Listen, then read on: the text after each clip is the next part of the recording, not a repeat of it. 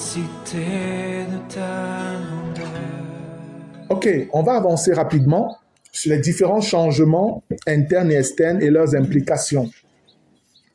On va toucher des passages que vous connaissez déjà. Ici, c'est surtout des mises en garde.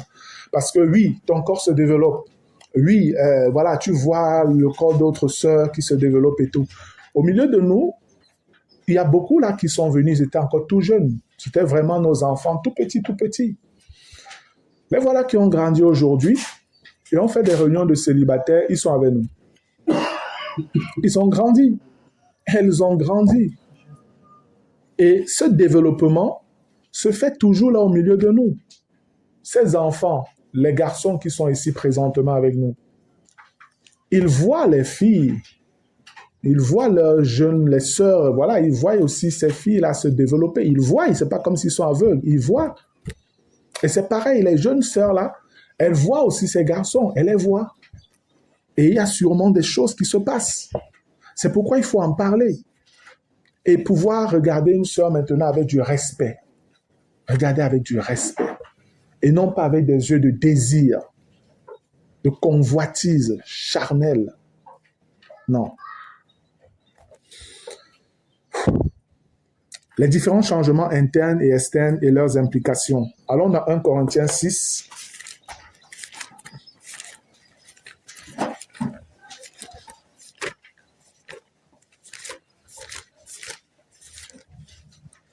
« 1 Corinthiens 6, je vais lire à partir du verset 13.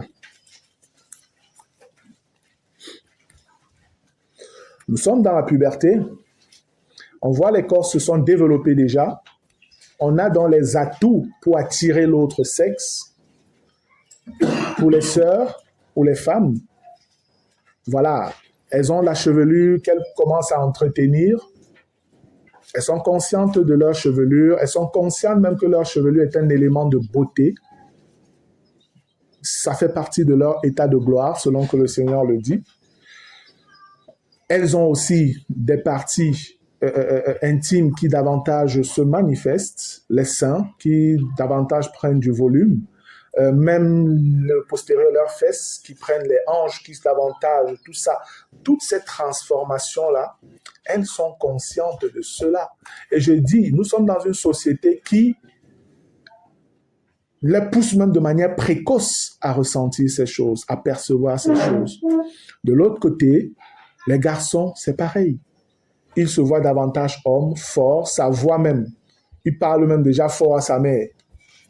Ben, il parle, la maman, c'est un peu la voix du petit garçon, bébé là.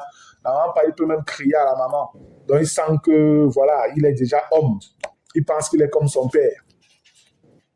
Et ça lui donne d'avoir du zèle. Il veut s'affirmer. La période de puberté, c'est aussi la période où les enfants veulent s'affirmer. C'est comme si la jeune fille veut montrer à sa mère que moi aussi, je suis déjà femme. J'ai ce que tu as. Le jeune homme veut aussi montrer à son père que moi aussi, je suis un homme. Je peux aussi avoir une petite. Voilà, moi aussi, je peux avoir même ma femme à côté, tout ça là. C'est le péché, tout simplement. C'est les déformations liées à la nature du péché dans lequel nous vivons, tout simplement. Est-ce que c'est parce que ton corps est développé que maintenant tu penses que tu peux faire ce que tu veux? Qu'est-ce que Dieu, lui, nous dit concernant notre corps? 1 Corinthiens 6, à partir du verset 13, il est écrit: « Les aliments sont pour le ventre, et le ventre pour les aliments. Et Dieu détruira l'un comme les autres. Mais le corps n'est pas pour la débauche. » Ici, on parle de débauche sexuelle. « Il est pour le Seigneur, et le Seigneur pour le corps. » Nous sommes chrétiens. On a vu dans Ézéchiel 16 comment Dieu a pris soin de nous. Et il a dit: maintenant, tu es à moi. Amen. Amen. Tu es à moi. Donc, on lui appartient. Il nous a acheté l'argent et l'or. On lui appartient. C'est pourquoi je vous ai dit à l'introduction que ce partage ne sera vraiment utile que pour ceux-là qui reconnaissent qu'ils sont vraiment des chrétiens, des disciples du Seigneur Jésus et qui ont des ambitions avec lui. Si tu es juste un chrétien olé olé comme ça et qui est là parce que bon, il y a des frères, tu viens aussi, tu n'as aucune ambition, dès que tu es parti d'ici, tu vis ta vie, tu fonctionnes comme tu veux, ça ne va pas t'aider. Ça ne sert même à rien en réalité que tu sois là. Mais si c'est parce que tu as la soif de connaître Dieu et tu veux faire des choses selon sa gloire, même te marier, oui, c'est bon pour toi d'être là. Amen. Ça va t'aider. Gloire à Dieu. Je relis le verset 13. Les aliments sont pour le ventre et le ventre pour les aliments. Et Dieu détruira l'un comme les autres. Mais le corps n'est pas pour la débauche. Il est pour le Seigneur et le Seigneur pour le corps. Ton corps n'est pas pour la débauche. Quelles que soient les forces, la stature et tout ce que tu peux avoir, les abdos, les pieds arqués, les muscles et tout ça là, man, ce n'est pas pour les femmes ou bien pour les mâles, c'est d'abord pour le Seigneur. C'est d'abord pour le Seigneur, les amis. Que tu sois brun, que tu sois métis, que tu sois très noir et tout ça, tous les goûts que les filles, machin, peuvent avoir là, tout ce que tu peux penser que c'est un trait qui fait de toi quelqu'un de particulier pour attirer l'autre, sache que tu n'as pas le droit de l'exercer sur l'autre tant que le moment n'est pas venu. Amen. Tu n'as pas le droit. Tu n'as pas le droit de jouer les séducteurs. Un chrétien ne joue pas les séducteurs. Non. Il ne joue pas les séducteurs. 14. Et Dieu qui a ressuscité le Seigneur nous ressuscitera aussi par sa puissance. Ne savez-vous pas que vos corps sont des membres de Christ? Prendrais-je donc les membres de Christ pour en faire les membres d'une prostituée? Voilà ce qu'on disait dans Ézéchiel. Dans Ézéchiel, malgré tout ce que Dieu a fait, tu as pris ta personne et tu allais te prostituer. Tu allais te prostituer. Et Dieu dit, non, ce n'est pas possible. Je n'accepte pas ça. Verset 16. Loin de là. Ne savez-vous pas que celui qui s'attache à la prostituée est un seul corps avec elle?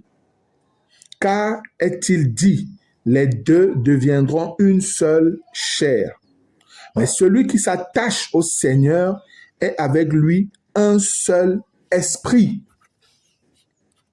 Voilà les débordements que les gens ont.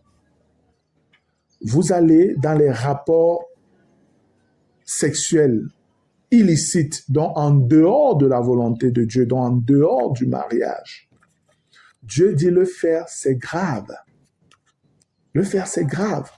Parce que la norme de Dieu, c'est que les deux doivent s'unir et ceux qui s'unissent deviennent une seule chair. C'est pour dire, c'est dans le cadre du mariage que la chose devrait être faite. Te marieras-tu avec une prostituée, toi, mon fils? Prendras-tu les membres de Christ pour aller les unir à une prostituée? Non, je ne l'accepte pas. Tu n'es pas dans ma volonté. Tu n'es pas dans ma volonté. Je ne peux pas l'accepter. Quel est le mélange que tu fais là? Quel est le mélange que tu fais? Les deux doivent devenir une seule chair. Et lorsque Dieu parle d'une seule chair, certains ont toujours vu ici là que le sexe et tout. Non. Une seule chair fait référence à l'union de pensée, d'esprit, d'unité en fait. C'est ça la pensée du Seigneur au départ. C'est l'union, l'unité qu'il doit avoir entre l'homme et sa femme dans ce qu'ils font. De même qu'il y a Christ et l'Église qui ne forment qu'un. Amen. C'est ça en fait. Ici, certains sont même allés jusqu'à dire que dès que tu couches avec une femme, elle est déjà ta femme parce que vous êtes une seule chair. Ils n'ont pas compris en fait que Dieu est plutôt ici en train de vous dire, vous avez brisé ce que j'ai dit. Vous êtes allé faire ce que je désapprouve. Dieu n'est pas en train d'approuver ici qu'une union entre une prostituée et un de ses enfants fait de une seule chair. Non. Dieu est en train de dire, j'ai dit que c'est dans le cadre du mariage, l'homme et la femme qui s'unissent doivent être une seule chair. Comment toi qui es de Christ, tu peux aller essayer de penser que tu peux être une seule chair avec une prostituée? Je ne l'approuve pas. Tu viens de détruire quelque chose. Et c'est pourquoi il vous dit, verset 17, Mais celui qui s'attache au Seigneur est avec lui un seul esprit. Donc, il n'est pas question de corps ici. Et c'est pourquoi par la suite, il dit, fuyez la débauche. Fuyez la débauche. Dieu n'est pas en train de dire, dès que tu couches avec une femme, vous êtes une seule chair maintenant, allez, vous allez vous marier, c'est obligé. Non, c'est pas ça qu'il dit. C'est plutôt le contraire. Vous avez violé une loi que j'ai établie depuis le commencement. Pardon. Depuis le commencement. C'est grave, frère. Et tout ça part parce que tu as pensé que tu as un corps déjà, tu as des désirs, tu ressens des choses et tu peux te permettre de faire comme tu veux. Le monde peut fonctionner comme ça parce qu'ils n'ont pas de choix. Mais toi, Dieu est venu à toi. Il s'est révélé à toi. Tu as accepté librement de le suivre, de devenir son enfant, plus son serviteur, son esclave. Il t'a nettoyé, il t'a bâti, il t'a rempli de son esprit. Il a fait tout ce qu'il avait à faire et tu es devenu quelque chose d'extrêmement génial. Mais avec le temps, au lieu de rester fidèle, comme lui a pris l'engagement d'être fidèle, vous avez scellé cette alliance. Tu brises l'alliance en allant avec d'autres personnes. Dès que tu vas t'unir à une autre personne en dehors du cadre du mariage, c'est avec Satan que tu entres en contact. C'est ce que Dieu dit et c'est ça sa jalousie en fait. C'est ça la jalousie de Dieu que tu attises. Et le Seigneur dit, fuyez la débauche. Quelque autre péché qu'un homme commet, ce péché est hors du corps. Mais celui qui se livre à la débauche pêche contre son propre corps. Ne savez-vous pas que votre corps est le temple du Saint-Esprit qui est en vous, que vous avez reçu de Dieu et que vous ne vous appartenez point à vous-même? Ézéchiel 16. Ézéchiel 16, la portion qu'on a lue est le corollaire de cette portion-ci dans les Épîtres, en fait. Voici Ézéchiel 16 expliqué ici pour nous, l'Église. C'est les mêmes choses, les mêmes mots reviennent. Là-bas, il dit que tu as donné son huile, qui est l'image du Saint-Esprit. Ici, il te dit clairement que voilà, ton corps est le temple du Saint-Esprit. Et là-bas, il dit que tu fuis à lui, tu lui appartiens désormais. Ici, il te dit clairement, tu ne t'appartiens plus à toi-même. Si tu ne t'appartiens plus, tu appartiens à celui qui t'a racheté, à Jésus-Christ, à Dieu. Amen. Car vous avez été rachetés à un grand prix. Glorifiez donc Dieu dans votre corps et dans votre esprit qui appartiennent à Dieu. Alléluia. Oui, frère. C'est pas parce que ton corps se développe que tu penses que tu as la liberté maintenant d'user de ce corps comme tu veux. Si tu es devenu un esclave de Jésus, tu dois savoir comment utiliser ton corps. Amen. Allons-y vite. Cantique des cantiques.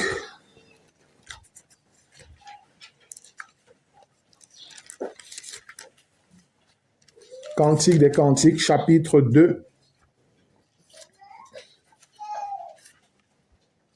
Cantique des cantiques, chapitre 2, verset 7.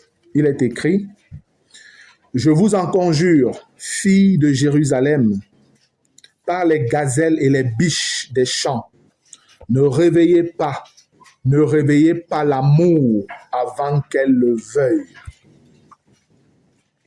Autant on parle aux filles, on parle aussi aux garçons. Amen. Il y a un temps, frère, pour l'amour. Il y a un temps pour vivre cela. Mais comme je l'ai dit, dans notre condition avec le péché aujourd'hui, selon la nature de notre constitution humaine que Dieu a faite, avec les hormones qui interviennent, on commence à ressentir des choses à un certain âge. Dieu l'a voulu ainsi, la puberté.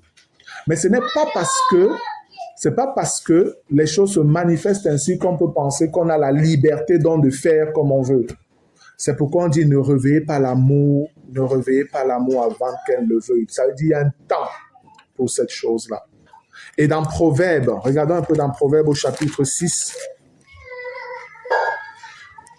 Proverbes 6. Je vais lire à partir du verset 30. Il est écrit, « On ne tient pas pour innocent, écoutez bien, le voleur qui dérobe pour satisfaire son appétit quand il a faim. Si on le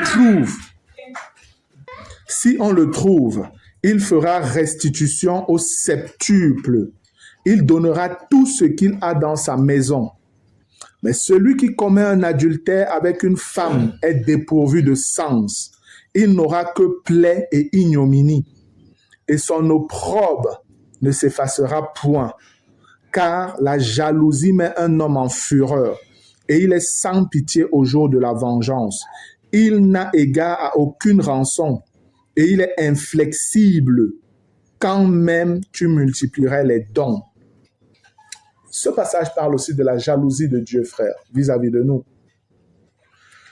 Au verset 30, on vous dit, on ne tient pas pour innocent le voleur qui dérobe pour satisfaire son appétit quand il a faim. La faim est un état normal, n'est-ce pas, de tout être humain. Amen. Est-ce un péché d'avoir faim? Non, frère. Ce n'est pas un péché d'avoir faim. De la même manière que ce n'est pas un péché de ressentir des désirs sexuels. Amen.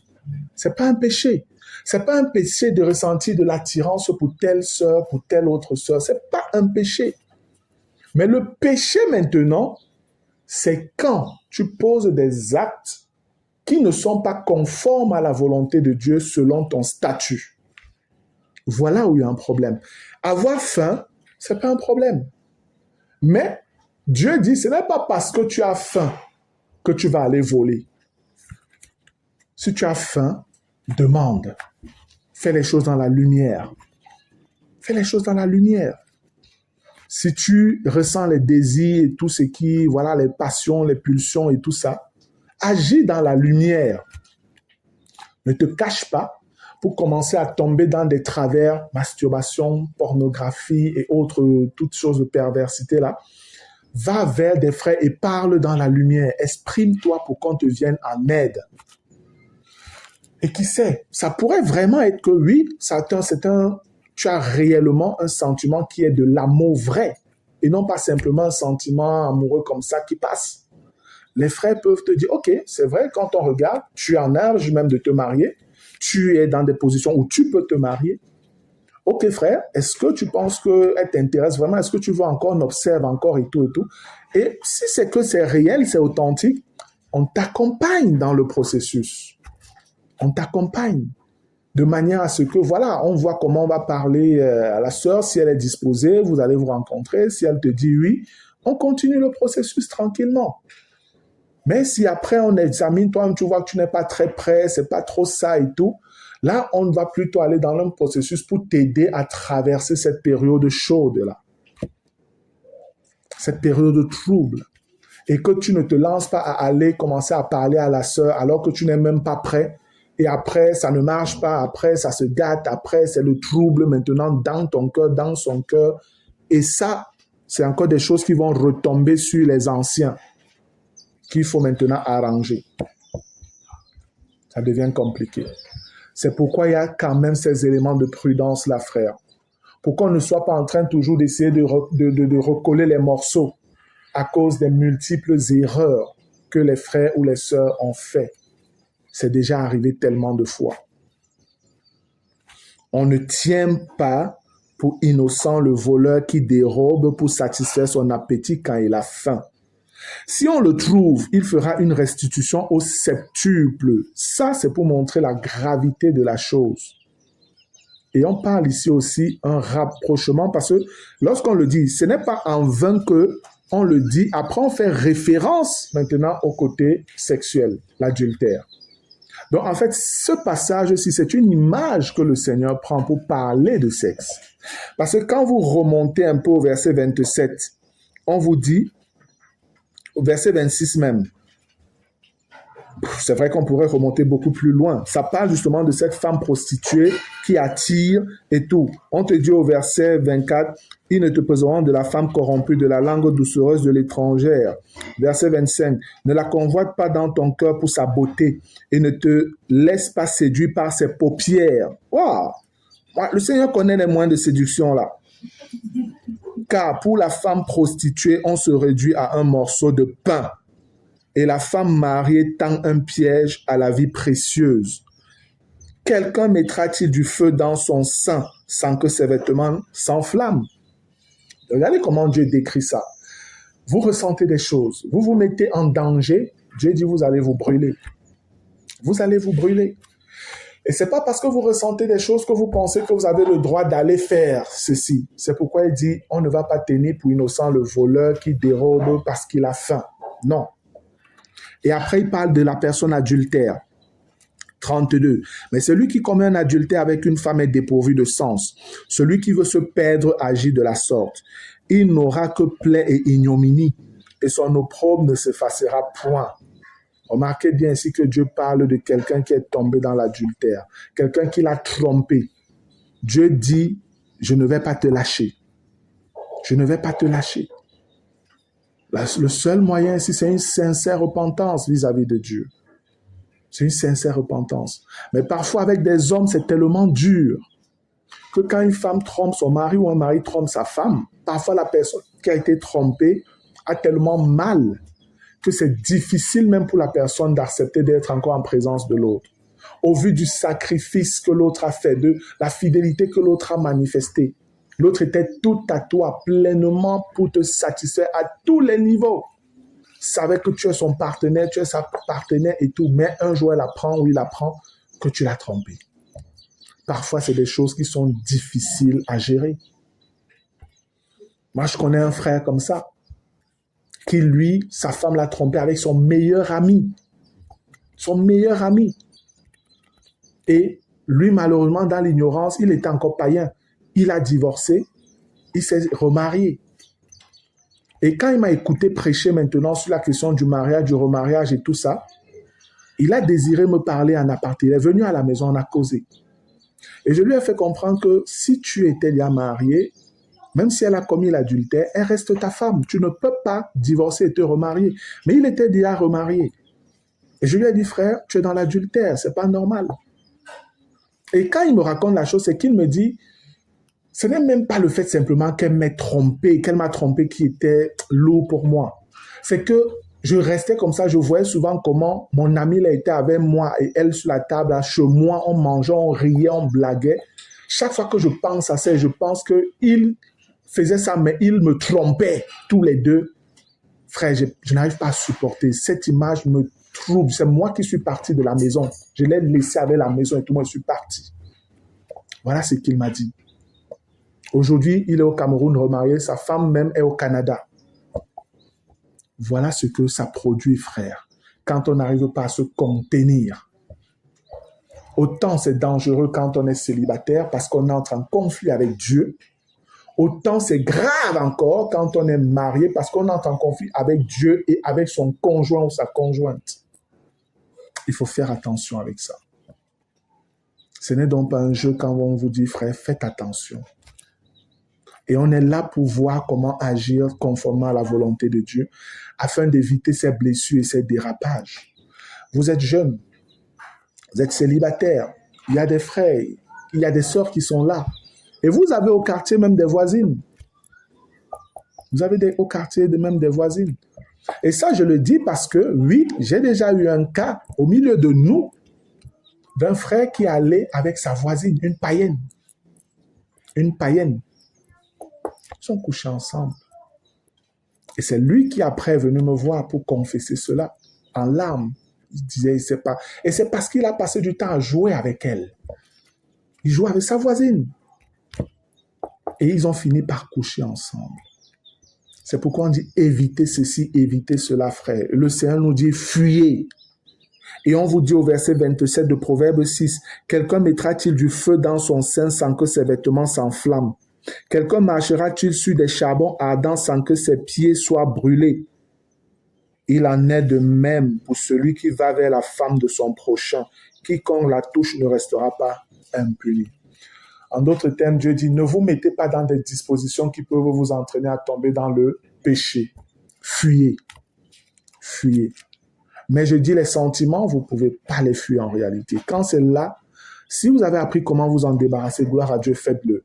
Mais si c'est que c'est chaud, c'est dur, demandez de l'aide, en parler avec des frères, n'ayez pas honte.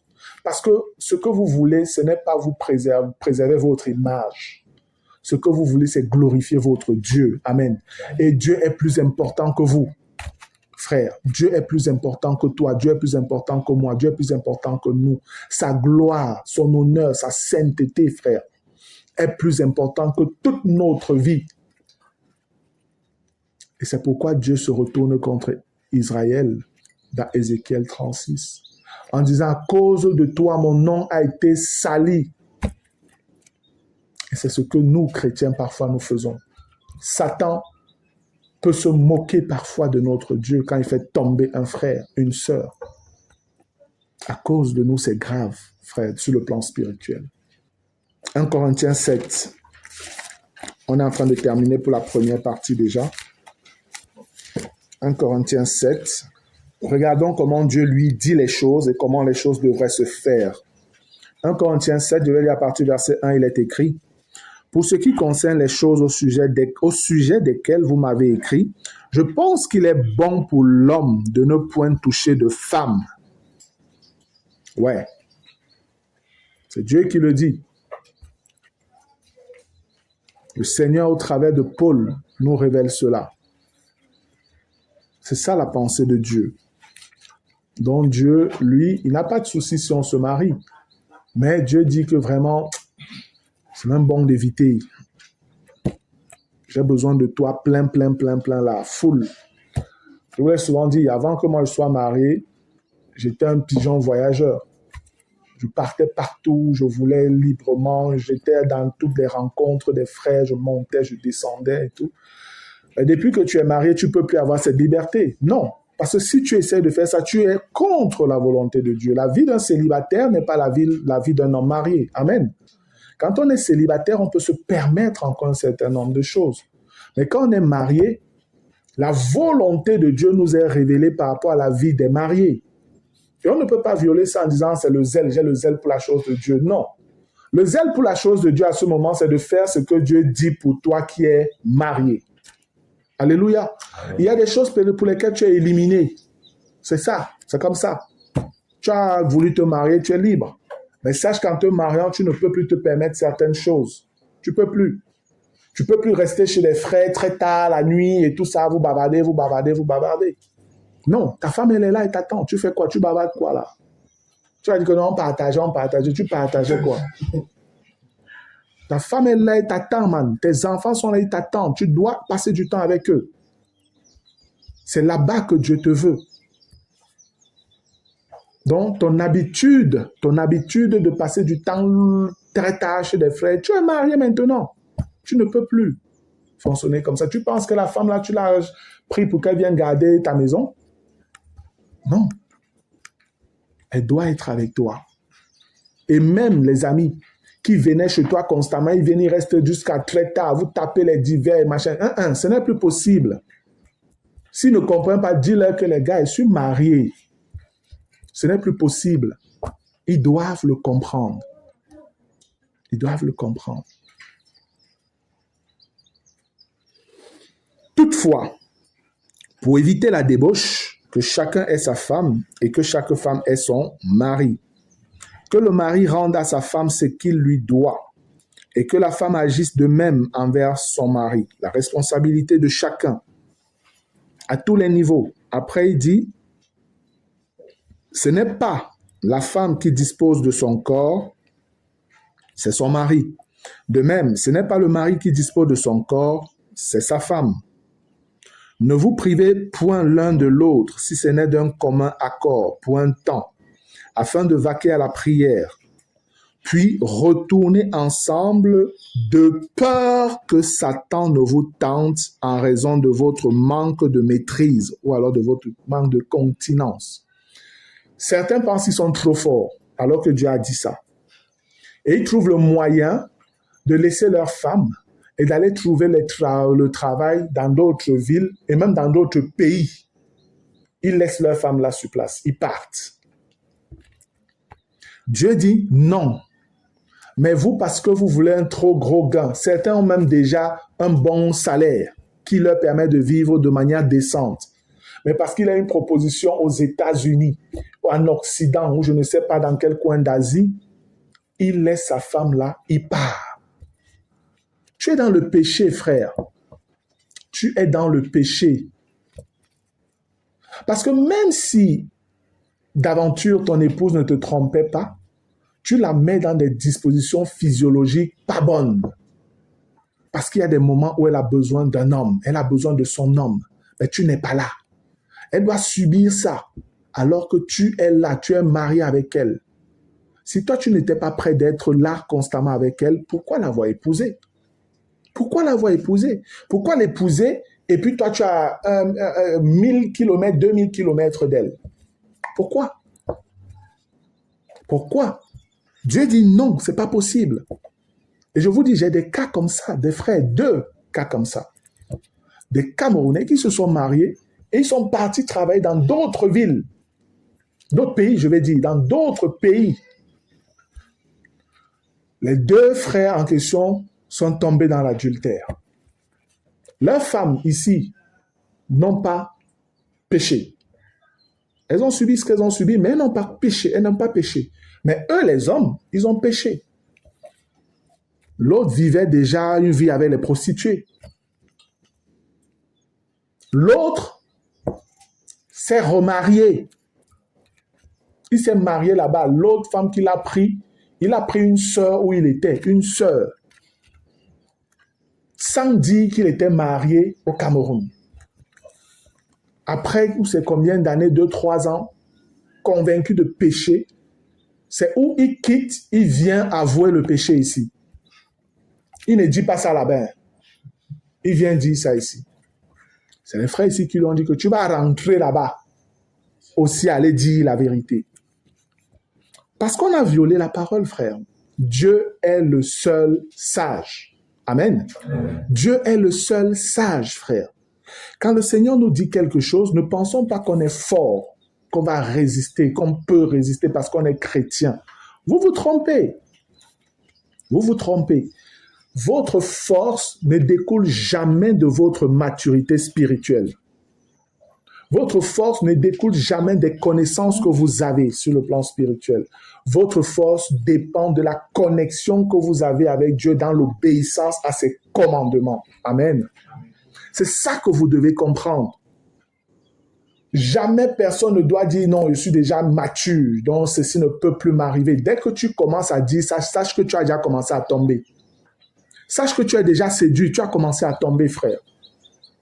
On doit comprendre qu'on doit toujours dépendre de Dieu. Jamais personne ne peut dire non, je ne peux plus faire ça parce que voilà, j'ai déjà atteint tel niveau. C'est de l'orgueil. C'est de l'orgueil. Ton assurance ne peut être forte et vraie que lorsque tu te soumets à la volonté de Dieu. Amen. C'est ça, il n'y a pas autre chose, frère. Essayez de faire autrement, vous allez voir. Donc, si vous voulez vous marier, je vous le dis, mes frères, rassurez-vous que vous êtes disposés à vivre avec votre femme. Faites tout pour ça. Si même il y a un problème, faites tout pour ça. Que ce soit votre priorité dans votre fonctionnement. Ne vous mariez pas avec la pensée que non, ma femme peut vivre à tel coin, moi je vis moi à tel coin, on va se voir 2 semaines, souvent tous les 4 mois ou 5 mois ou 6 mois ou 1 an. Ce n'est pas le mariage de ça selon Dieu.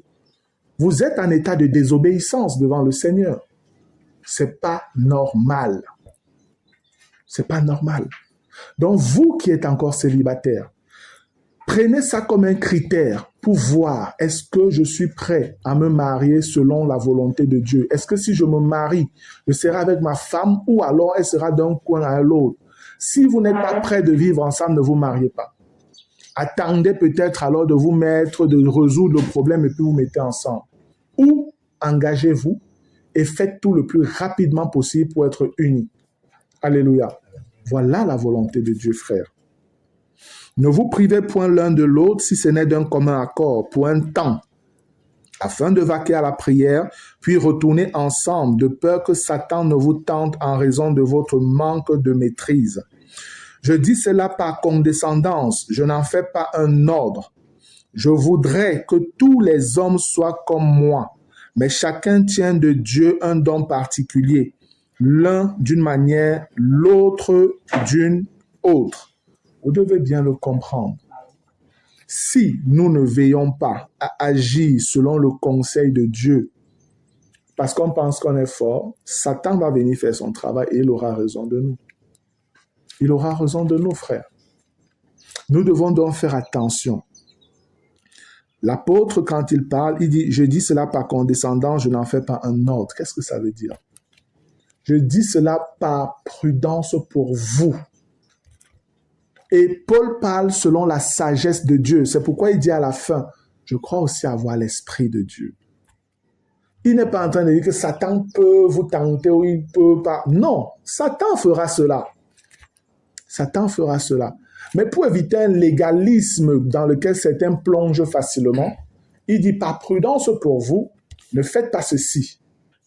Ne faites pas ceci. Mais je ne vous oblige pas.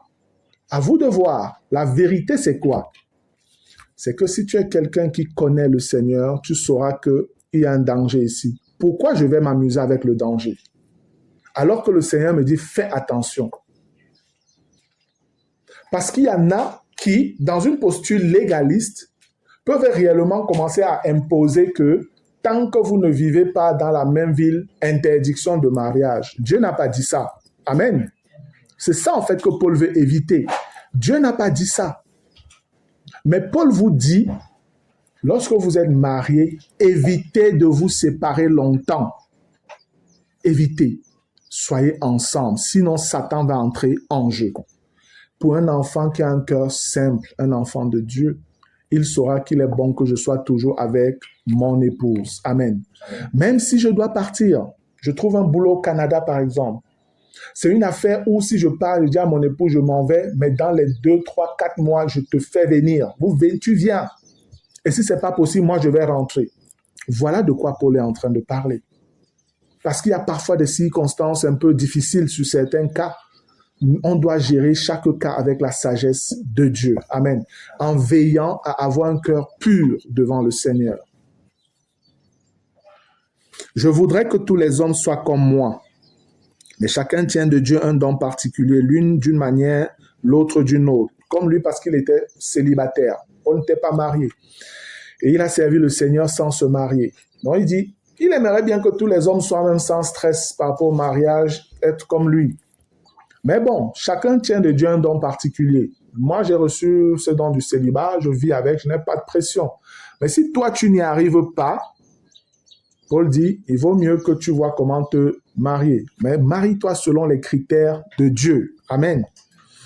À ceux qui ne sont pas mariés et aux veuves, je dis qu'il est bon de rester comme moi.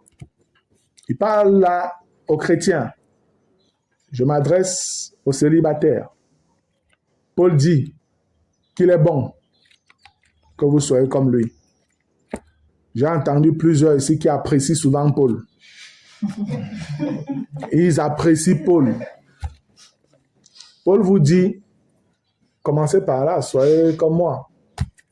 Quand on dit ça, il y en baisse la tête, il y en veut plus me regarder. D'autres tordent la bouche comme celui qui est devant moi en bleu là.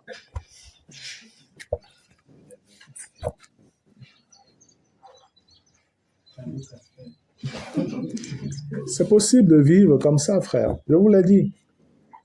Arrêtez de penser que vous êtes programmé pour le mariage. C'est pas ce que la parole de Dieu dit. Non, c'est pas ce que la parole de Dieu dit. Vous devez comprendre que vous pouvez servir étant célibataire, sans stress. Vous pouvez vivre votre vie sur cette terre étant célibataire, totalement dévoué à la chose de Dieu. Étant un instrument efficace, puissant entre les mains du Seigneur. Ce serait super alors si tu es encore un entrepreneur, tu gères tes choses sans stress, sans les comptes à rendre à un patron. C'est comment? Qu'est-ce que vous feriez? Si tu es un entrepreneur, mais attends, c'est du bon. Tu voyages comme tu veux, tu as la disposition du Seigneur à 1000%. 1000%, frère. C'est à ça que moi, je vous encourage. Oui, frère. Ceux qui pensent que tu parles, attends, tu es déjà marié. Il m'a vu marié, je suis marié, frère. Moi, je suis marié, je vous ai dit toutes les limites qui vont avec. Je suis marié, j'assume et je ne regrette pas du tout d'être marié, pas du tout. Mais la volonté de Dieu révélée aussi dans les Écritures, c'est que le Seigneur dit, c'est bon de se marier, c'est mieux de ne pas se marier. Voilà. C'est ça aussi la parole de Dieu, c'est ça la saine doctrine. On doit enseigner tout le conseil de Dieu. Donc ceux qui passent le temps souvent à vous parler d'onction du mariage, au lever les mains, arracher, attraper et toutes ces choses-là, ça n'a rien à voir avec la vérité, frère. Dieu n'a pas un problème avec le mariage. Non, c'est pas ce que je dis. Mais Dieu vous dit aussi, vous pouvez être célibataire. Ne pensez pas que vous devez à tout prix vous marier. Parce que c'est parfois cette pression sociale, familiale, traditionnelle qui fait qu'on s'engage dans des choses qui ne sont même pas normales, avec les mauvaises personnes. Et oui, il y en a qui font ça. Tu vois un frère qui part au village, il retourne, il vient te dire, frère, je suis arrivé là-bas, vraiment, mon père m'avait déjà trouvé une femme, il m'a obligé à prendre une femme. Hey, regardez-moi le discours qu'un frère peut tenir. Et tu es chrétien. Et tu es chrétien. Comment on fait ça, frère? Comment on fait ça? C'est pourquoi je vous le dis, je le répète. Ce que je dis là, c'est pour des frères qui ont vraiment le fardeau d'avancer avec Jésus. Amen. Qui ont des projets, des ambitions avec Jésus. Si tu es le genre de chrétien qui vient seulement s'asseoir et écouter là, c'est pas pour toi.